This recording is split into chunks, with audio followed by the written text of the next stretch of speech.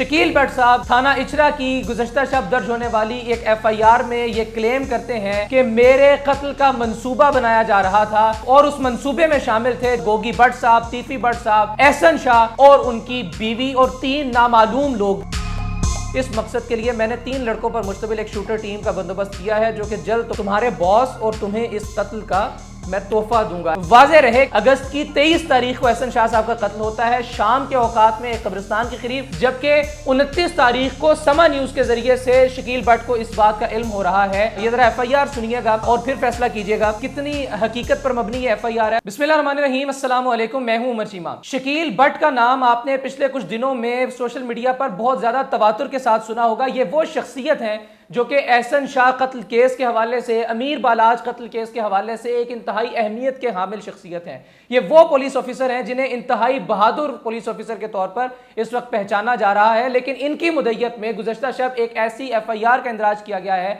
जिसने तमाम तर मामले का जो पांसा है वो पलट कर रख दिया है। किस तरह से शकील भट्ट साहब जो हैं वो कितने बहादुर अफसर हैं, ये पोस्टमार्टम उनकी FIR के जरिए से आज उनकी शख्सियत के हवाले से हम आपके सामने इंशाअल्लाह अज़ीज़ रखेंगे। शकील भट्ट साहब ने गुज़श्ता शब थाना इचरा में एक FIR दर्ज करवाई है अपनी मुद्दत में, जिसमें वो ये बताते हैं, उसका खुलासा मैं पहले आपके सामने रखता हूँ, फिर FIR का मतन जो है वो भी आपके सामने पढ़कर रखेंगे। शकील भट्ट साहब थाना इचरा की गुज़श्ता शब दर्ज होने वाली एक FIR में ये क्लेम करते हैं कि मेरे कत्ल का मंसूबा बनाया जा रहा था और उस मंसूबे में शामिल थे गोगी भट्ट साहब, तीफी भट्ट साहब, एहसन शाह और उनकी बीवी और 3 नामालूम लोग भी उन्होंने इस FIR के अंदर नॉमिनेट किए हैं कि ये वो तमाम तर लोग थे जो कि मेरे कत्ल का मंसूबा बना रहे थे। वाज़ेह रहे कि गोगी भट्ट और तीफी भट्ट जो है वो बैरून मुल्क बैठे हुए हैं, जबकि जो एहसन शाह है वो जेल में है और उसकी बीवी अपने घर में बैठी हुई है। और इस बात का इल्म होता है शकील भट्ट साहब को 29 तारीख को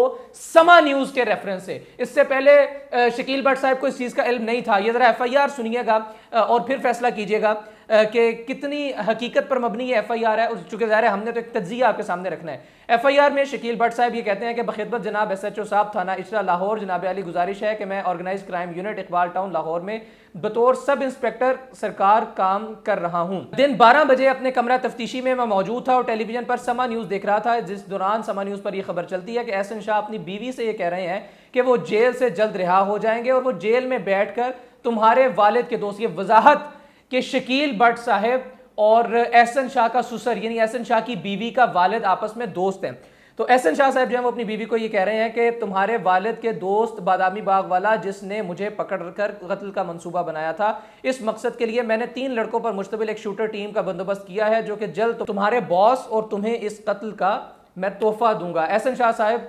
इसका पस मंजर कुछ यूं बयान करते हैं शकील भट्ट साहब के टीपू ट्रक्का वाला के साहिबजादे का कत्ल होता है, जिस कत्ल में एहसन शाह को हम गिरफ्तार करते हैं और फिर एहसन शाह की गिरफ्तारी के बाद से गोगी भट्ट और तीफी भट्ट का नाम भी नॉमिनेट हो जाता है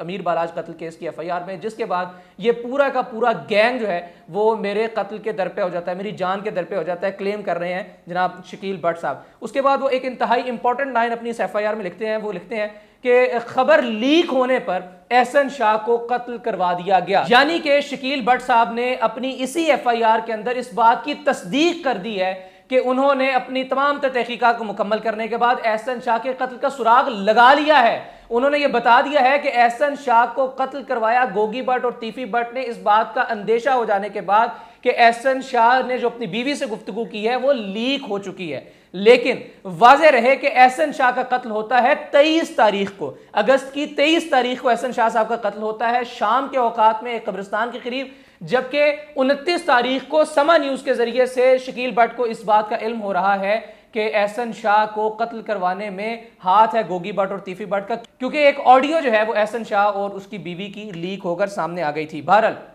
इससे आगे बढ़ते हैं और देखते हैं कि FIR में किन किन दफात का इंदराज करवाया गया है। FIR में 506/B का इंदराज करवाया गया है पाकिस्तान पिनल कोड के तहत। ये वो FIR है जो कि धमकी की वजह से जारी की जाती है। अब शकील भट्ट साहब का जो कि इस सारे मामले में इन्वेस्टिगेशन ऑफिसर की हैसियत से किरदार अदा कर रहे हैं, उनका इस FIR में ये कहना है कि मुझे तीफी भट्ट और गोगी भट्ट मुख्तलिफ तरीकों से, मुख्तलिफ हीले बहानों से धमकियां पहुंचा रहे हैं। वाज़ेह रहे कि पाकिस्तान पिनल कोड की जो 506/B FIR है ये नॉन कंजेबल है, ये नॉन कंडेमेबल है। یہ نان کمپاؤنڈیبل ہے اور یہ بیلیبل آفینس ہے. یعنی اس دفعہ کے مطابق گوگی بٹ کو اور تیفی بٹ کو بغیر وارنٹ کے گرفتار نہیں کیا جا سکتا, اس میں صلح نہیں ہو سکتی, اور وہ اگر چاہیں تو بیل لے سکتے ہیں. یعنی ایک کمزور ایف آئی آر, اس میں میکسیمم سزا 2 سے 7 سال ہو سکتی ہے. یعنی 2 سال سے 7 سال تک اگر یہ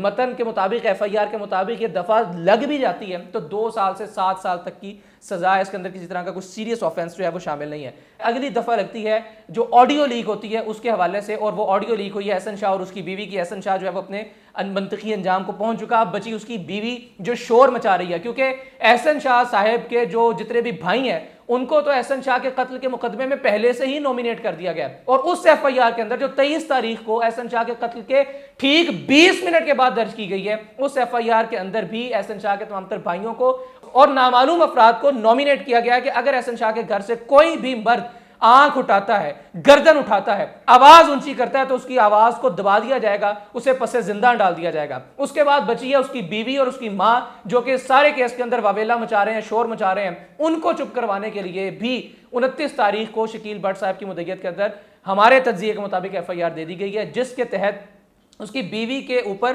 25D ٹیلی گراف ایکٹ کی جو ہے وہ ایف آئی آر درج کر دی گئی ہے کہ اس کی اور احسن شاہ کی جو آڈیو ہے وہ لیک ہوتی ہے, اور احسن شاہ تو اپنے منطقی انجام کو پہنچ چکا. اب اس کی بیوی بھی, اس کو بھی شامل تفتیش کیا جائے, کیونکہ اس کی بیوی بھی تیفی بٹ, گوگی بٹ, احسن شاہ اور اس کی بیوی والا جو یہ ایک گروہ تھا جو کہ شکیل بٹ کو قتل کروانے کی نیت سے کوئی منصوبہ بندی کر رہے تھے, اس میں شامل تفتیش ہے. اس کو بھی رگڑ دیا جائے, اس کو بھی شامل تفتیش کر دیا جائے. سو یہ دونوں دفعات ہیں وہ بظاہر بڑی کمزور معلوم ہوتی ہیں, لیکن کمزور کو دبوچنے کے لیے, اس کی گردن دبانے کے لیے کافی ہیں, اور امیر کو